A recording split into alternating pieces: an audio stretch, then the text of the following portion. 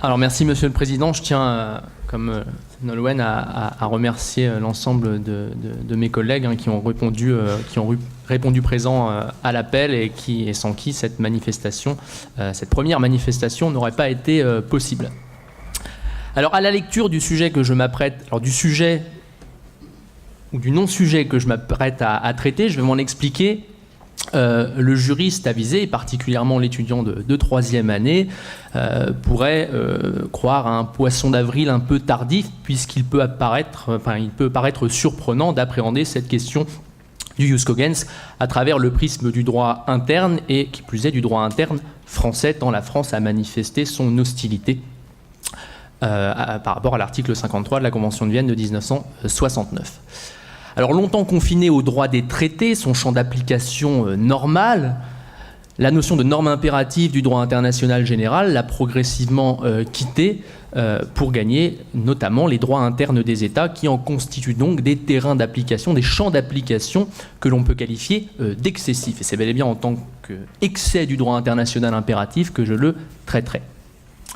Alors déjà, dans l'ordre juridique international, la notion de jus cogens est sortie de son berceau, très probablement parce que les fonctions qu'elle était appelée à jouer dans le cadre de la Convention de Vienne sont apparues très rapidement limitées.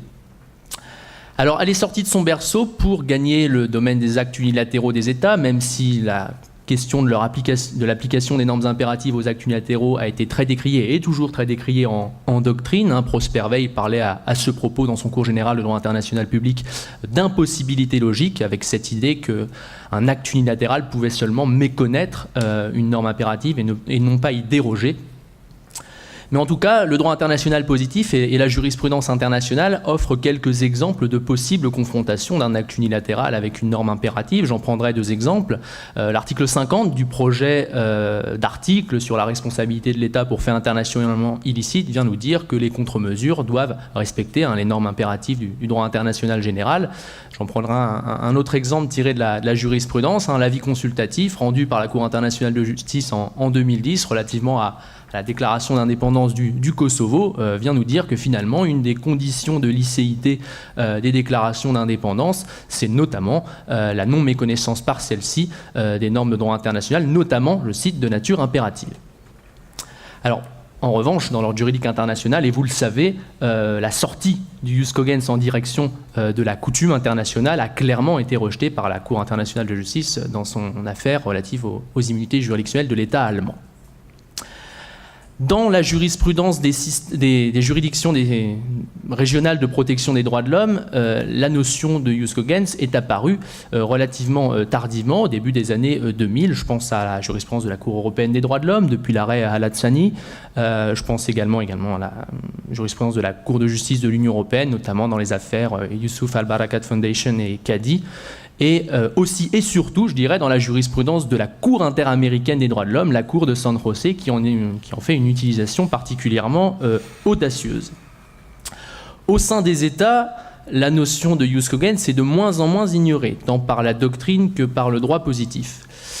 Alors cela est vrai pour la doctrine, notamment au Royaume-Uni, au Japon, pour le droit positif peut-être de manière implicite en Allemagne, en Italie, dans le cadre de l'exécution de l'arrêt immunité juridictionnelle de l'État et de la décision rendue par la Cour constitutionnelle à cet effet, mais aussi et surtout en Suisse, où l'exemple suisse nous montre que la Constitution suisse en vigueur, la Constitution du 18 avril 1999, vient consacrer la notion de règle impérative du droit international comme limite matérielle à la révision de la Constitution. Alors ce phénomène d'infiltration, ce phénomène de pénétration du droit interne par la notion de jus cogens m'a semblé justifier d'interroger les rapports que pouvait entretenir le droit interne français avec cette notion. Et ce sera les deux temps de ma communication, si le droit interne français résiste traditionnellement à la notion de jus cogens, il y cède, alors je dirais progressivement, mais timidement. Ce seront les deux temps de mon raisonnement. Alors la résistance traditionnelle du droit interne français à la notion de jus cogens s'explique essentiellement par un contexte juridique peu enclin à sa prise en compte. Alors, à la fois le contexte conventionnel, voire coutumier, et aussi le contexte constitutionnel. Alors, hostilité du contexte conventionnel et coutumier, puisque comme je l'expliquais en introduction, lors des travaux relatifs les travaux de la conférence de Vienne, censés élaborer la future Convention de Vienne relative aux droits des traités du 23 mai 1969, la France a marqué son hostilité, je nuancerai ce propos par la suite, mais son hostilité principalement en raison de cet article 53 qui venait introduire en droit international positif la notion de jus cogens. Alors la France a d'ailleurs persisté dans l'hostilité qui a été la sienne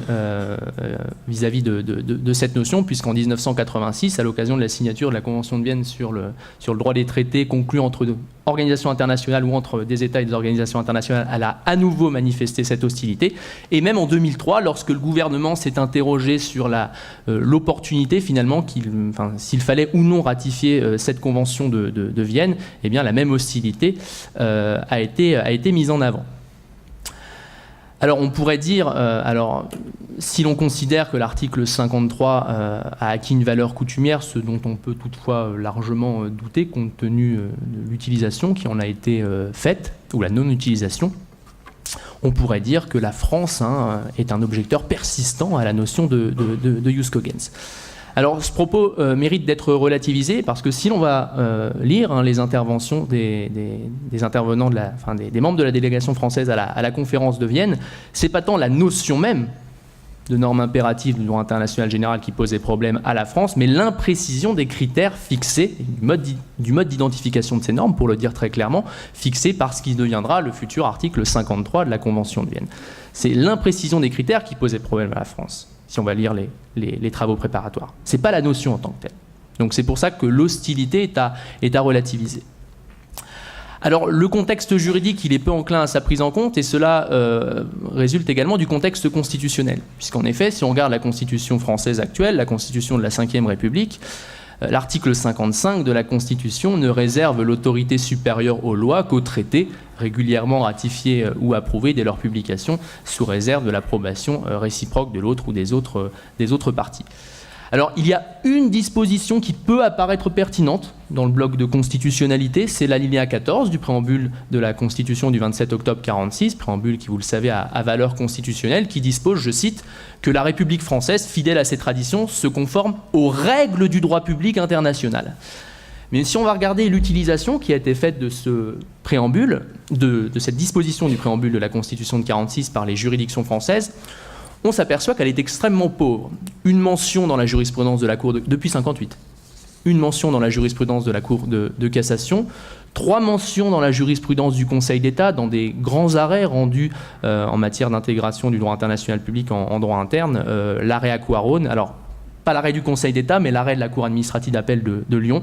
La référence à l'alinéa 14 ne sera pas reprise dans l'arrêt du Conseil d'État. L'arrêt Madame Salé, alors puisqu'on s'est autorisé à faire la petite blague, rien à voir avec notre assistante administrative, et dans l'affaire Madame Tcheriet Benseguir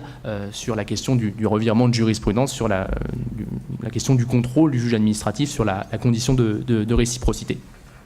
C'est finalement le Conseil constitutionnel qui utilise le plus cet alinéa 14 du préambule de la Constitution de 1946, essentiellement en tant que norme de référence applicable au contrôle de constitutionnalité des engagements internationaux. Lorsque le Conseil se prononce sur le fondement de l'article 54 de la Constitution, ce qui arrive peu souvent, il rappelle les normes applicables, et parmi ces normes applicables se trouve cet alinéa 14, comme l'article 3 de la Déclaration des droits de l'homme et du citoyen, l'article 53 de la Constitution, et lorsqu'est en cause un traité relatif à l'Union européenne, ce qui est souvent le cas lorsque le Conseil se prononce sur ce fondement, l'article 88-1 de la Constitution. Donc ce contexte juridique peu enclin à sa prise en compte se traduit dans les faits par un refus systématique, lorsque cela a été soulevé devant eux, des juges français de connaître d'un moyen tiré de la méconnaissance d'une norme impérative du droit international général. Alors, je viens préciser que le corpus de décisions sur lequel je m'appuie est extrêmement faible, 4 décisions de la Cour de cassation, une décision du Conseil constitutionnel. Alors, aucune décision du Conseil d'État, puisque aucune référence explicite à la notion de jus cogens ne peut être trouvée dans la jurisprudence du Conseil d'État. Donc ce constat peut se vérifier pour le juge judiciaire et pour le Conseil constitutionnel. Alors je passe très vite sur le juge judiciaire. Alors dans 4 affaires, la Cour de cassation a dû répondre à un moyen soulevé par le requérant et tiré de la violation d'une norme impérative du droit international général. Principalement des affaires en matière d'extradition et lorsqu'était en cause devant lui la question de l'octroi d'immunité juridictionnelle à un État ou à ses dirigeants. Mais je pense notamment à l'affaire qui a été jugée, alors il y en a eu plusieurs, mais en 2011 relative à l'attentat du vol du TA, l'attentat au-dessus du désert du Ténéré, sur la question de l'imputation à l'État libyen de la responsabilité de cet attentat. Alors devant le Conseil constitutionnel, à une reprise, à l'occasion de l'examen de la loi portant adaptation du droit pénal à l'institution de la Cour pénale internationale en 2010, les saisissants parlementaires, donc dans le cadre du contentieux a priori, les saisissants parlementaires avaient fait mention dans leur lettre de saisine de la notion de jus cogens. Alors qu'est-ce qu'elle visait à établir, cette loi portant adaptation du droit pénal à l'institution de la CPI? Elle visait notamment à insérer un article 689-11 dans le Code de procédure pénale qui permet, puisqu'il est entré en vigueur, aux juridictions françaises de poursuivre et de juger toute personne résidant habituellement sur le territoire de la République et qui se serait rendue coupable de l'un des crimes qui relèvent de la compétence de la CPI en vertu du statut de Rome de 1998. À une condition alternative, la condition soit que l'État sur le territoire duquel cet individu se trouve soit partie à la CPI, ou que l'État de nationalité de l'individu en question soit partie à la CPI, ou une exigence de double incrimination, c'est-à-dire qu'il faut que les faits soient punis à la fois par la législation française, mais également par la législation de l'État sur lequel l'individu se trouve. Et c'est précisément cette disposition qui posait problème aux saisissants parlementaires. Et alors, s'ils ne contestaient pas le principe en tant que tel, et s'ils ne contestaient pas le fait qu'il fallait l'encadrer, les 60 députés et 60 sénateurs considéraient que finalement cette exigence d'une double incrimination ne permettrait pas une répression effective. Et dans la lettre de saisine, les parlementaires se fondent explicitement sur la valeur de jus cogens de l'interdiction du génocide et cite expressément 2 décisions de la Cour internationale de justice, la décision bien connue relative aux activités armées sur le territoire du Congo de 2006 et la décision de 2007 relative à l'application de la Convention pour la prévention et la répression du crime de génocide dans l'affaire Bosnie contre Serbie jugée en 2007. Alors cette lettre de saisine, elle est intéressante par la mention qu'elle fait à la notion de jus cogens, mais évidemment, vous vous en doutez, le Conseil constitutionnel alors c'est même pas qu'il rejeta l'argumentation, c'est qu'il l'ignora complètement, il ne reprit pas l'argumentation suivie par les requérants et déclara d'ailleurs conforme cette disposition et la loi dans son intégralité conforme à la Constitution, ce qui fait que cet article a pu entrer en vigueur. Donc voilà, ce contexte juridique peu enclin à la prise en compte du jus cogens, qui se traduit par un refus des juridictions françaises de connaître de moyens fondés sur la méconnaissance d'une telle norme, marque finalement cette résistance traditionnelle du droit public français, du droit interne français à la notion. Mais ce droit, il cède timidement. Alors j'en veux pour preuve, alors encore une fois, le corpus de décisions sur lequel je me fonde est extrêmement maigre. C'est pour ça que j'hésitais à le qualifier de non-sujet en commençant ma communication. Mais le 18 février 2016, dans un avis relatif à la loi constitutionnelle qui est désormais enterrée, relative à la protection de la nation, la Commission nationale consultative des droits de l'homme, dans cet avis, a fait mention, comme les saisissants parlementaires, de la notion de jus cogens certaines